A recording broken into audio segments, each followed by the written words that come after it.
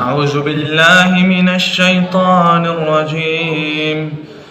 ولقد خلقنا الإنسان ونعلم ما توسوس به نفسه ونحن أقرب إليه من حبل الوريد إذ يتلقى المتلقيان عن اليمين وعن الشمال قعيد ما يلفظ من قول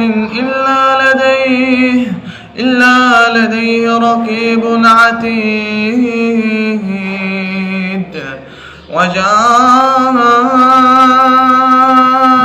سكرة الموت بالحق ذلك ما كنت منه تحيد.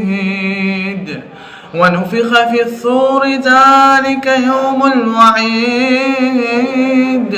وجاءت كل نفس معها سائق وشهيد. لقد كنت